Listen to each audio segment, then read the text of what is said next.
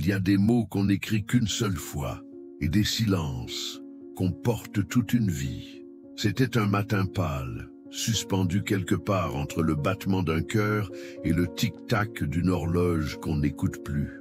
Dans la chambre 206 d'un petit hôpital au volet bleu, au sud de la France, un homme regardait le plafond comme s'il y cherchait une réponse. Il ne lui restait que quelques jours. Pas parce que quelqu'un l'avait dit, mais parce qu'il le sentait. Ce genre de savoir silencieux que seuls ceux qui approchent la fin comprennent.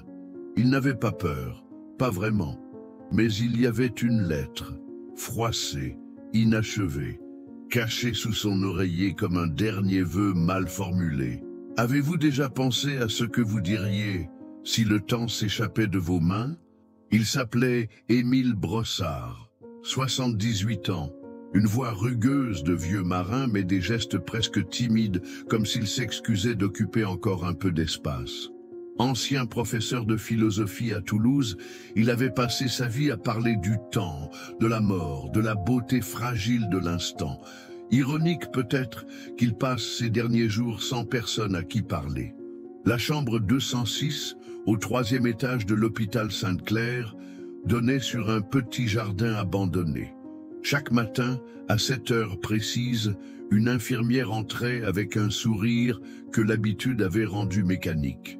Elle s'appelait Maëlys, 29 ans, plus habituée à la souffrance qu'au silence. Mais Émile ne parlait pas, ou très peu. Il répondait par des hochements de tête, par des regards lointains.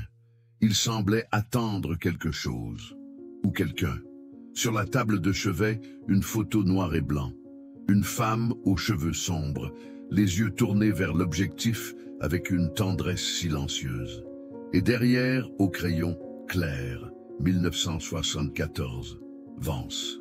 Maëlys, un matin, lui demanda doucement « Votre fille ?» Il resta immobile. Puis, d'une voix presque imperceptible, « Non, ma promesse !» Elle n'insista pas. Elle avait appris que certains silences sont plus lourds que les mots. Chaque soir, après le départ de Maëlys, Émile prenait un vieux carnet, couvert d'écritures tremblantes. Il écrivait peu, quelques lignes, souvent raturées. Il semblait chercher une phrase qu'il n'osait pas encore dire. « Je voulais te dire que je suis désolé, mais ce mot est trop petit. » L'hôpital n'était pas bruyant, c'était pire. Il résonnait. Les voix flottaient dans les couloirs, les bruits de chariots, les soupirs. Le temps y avait une texture étrange, presque liquide. On ne le vivait pas, on le traversait. Émile dormait peu. Parfois, il fixait la porte, comme s'il espérait qu'elle s'ouvre. Comme si quelqu'un quelque part entendait son appel silencieux. Et chaque matin, la même routine, le même thé tiède, les mêmes médicaments, le même sourire de Maëlys, et ce carnet de plus en plus rempli de phrases commencées, jamais terminées. Il y avait aussi un objet qu'il gardait sous son oreiller, une petite boîte en bois, usée, presque effacée. Il ne la montrait à personne. Mais un jour, alors qu'il somnolait, Maëlys la vit tomber. Elle la ramassa, hésita, puis la reposa près de lui sans un mot. Juste un regard. Il murmura alors « Elle contient ce que je n'ai jamais su offrir ». À ce moment-là, Maëlys sut que cet homme portait un adieu qu'il n'avait jamais pu dire. Le jeudi matin, le ciel était bas. Une pluie fine dessinait des rivières silencieuses sur les vitres de la chambre 206. Émile était resté éveillé toute la nuit. Son regard n'avait pas quitté la photo posée près de lui. Quand Maëlys entra, elle le trouva plus pâle que d'habitude. Il ne dit rien. Mais elle vit dans ses yeux quelque chose de différent, comme une décision. « Vous avez mal ?» demanda-t-elle. Il secoua la tête. Puis d'une voix faible mais claire, « Aujourd'hui, j'aimerais que vous écriviez pour moi. » Elle s'assit, surprise. Il lui tendit le carnet, ouvert à une page blanche. « À qui veux-tu t'adresser » demanda-t-elle doucement. Il répondit « À Claire ». Il dicte, lentement. Chaque mot semble peser une tonne. « Claire, je ne sais pas si tu es encore en vie, mais il y a une vie entière que je t'ai volée. et je ne veux pas mourir sans te l'avoir rendu. » Maëlys sentit sa gorge se serrer. Elle ne connaissait pas Claire, mais elle connaissait ce genre de lettres, celles qu'on n'écrit qu'en fin de monde. Plus tard dans la journée, une femme d'environ 40 ans entra dans l'hôpital. Son pas était hésitant, ses yeux scrutaient chaque porte, comme si elle cherchait un souvenir perdu. C'était Claire. Non pas la Claire, mais une autre Claire, sa fille, celle qu'il avait laissée à l'âge de 6 ans, qu'il n'avait jamais revue. Elle était venue parce que Maëlys avait appelé. « Il reste peu de temps », avait-elle dit, « mais parfois, 1 minute suffit à réparer une vie. » Claire entra dans la chambre. Émile dormait. Elle s'approcha, le regarda longuement. « Je ne sais pas si tu me reconnaîtras, » murmura-t-elle, « mais moi, je me souviens de toi. Pas l'homme, juste le départ. » Émile ouvrit les yeux. Lentement, il la fixa. Il ne dit rien. Ses yeux brillèrent. « Claire » souffla-t-il. Elle hocha la tête. Elle voulait être forte, mais elle tremblait. Pourquoi maintenant? Pourquoi pas avant? Il chercha sa main. Elle hésita, puis la lui donna. « Parce que je suis resté enfermé dans la peur de ton silence. » Un long silence les enveloppa, puis il dit « Je n'ai jamais su dire je t'aime, mais je t'ai toujours cherché. » Elle murmura « Alors pourquoi tu es parti ?» Il ferma les yeux. « Parce que je ne croyais pas mériter d'être aimé. » La pluie redoublait. Maëlys observait de loin, silencieuse. Elle comprit que quelque chose d'immense était en train de se jouer. Pas une réconciliation parfaite, mais un geste, un pas, une présence.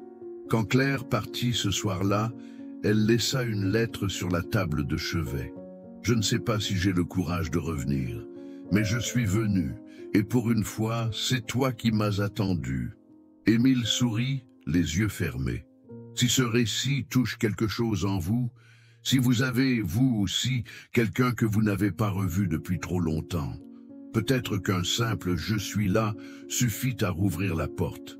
Aimez cette vidéo si elle réveille en vous ce besoin de retrouver, même sans certitude, même sans réponse, car parfois un silence partagé vaut plus qu'une vie entière de mots retenus. 3 jours passèrent. Claire ne revint pas. Émile ne demanda rien. Il gardait la lettre sous son oreiller, comme un talisman contre l'oubli. Son corps, lui, commençait à s'éteindre. Lentement, proprement, comme une lampe qu'on baisse sans brusquerie. Maëlys passait plus de temps dans sa chambre. Parfois, elle lisait à voix haute, des fragments de Montaigne, de Prévert. Mais souvent, il restait en silence. Il n'y avait plus besoin de mots. Il y avait cette paix étrange, presque irréelle, quand quelqu'un a cessé de lutter. Le mardi matin, elle arriva plus tôt. Elle ouvrit les volets. Le ciel était clair, pour la première fois depuis longtemps. Émile était éveillé. Il murmura « Vous pouvez appeler Claire ?» Elle hocha la tête.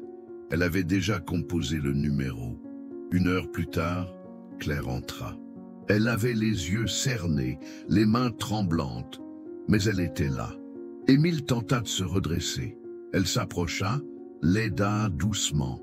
Aucun mot ne fut échangé, jusqu'à ce qu'il pose sa main sur la sienne. « Tu es revenu ?» dit-il. Elle répondit « J'ai eu peur de te perdre sans t'avoir entendu dire qui j'étais pour toi. » Il respira lentement. Puis, il sortit la petite boîte en bois. « Elle est pour toi, depuis longtemps, mais je ne savais pas comment te la donner. » Claire l'ouvrit.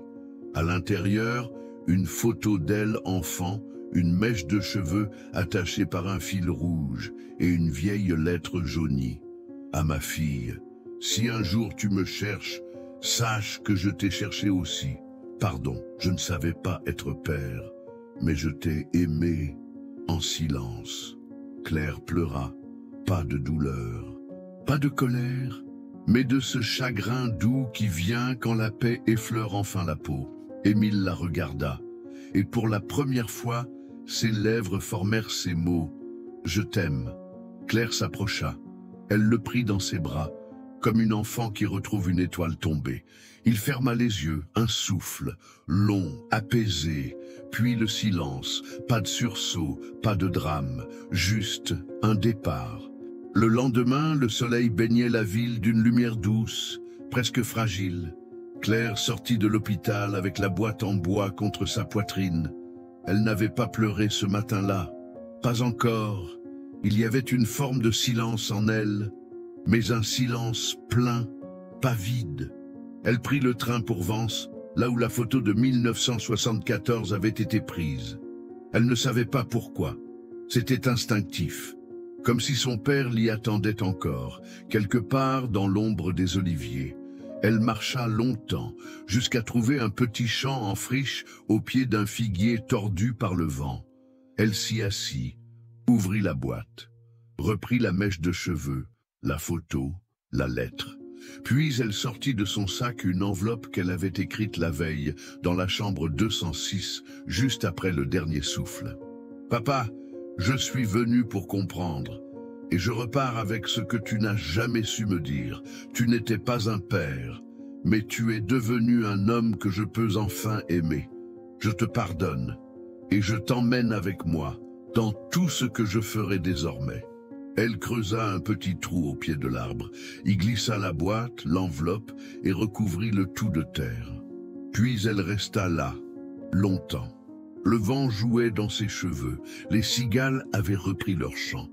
Elle comprit alors, on ne guérit pas d'une absence, mais on apprend à y faire pousser quelque chose.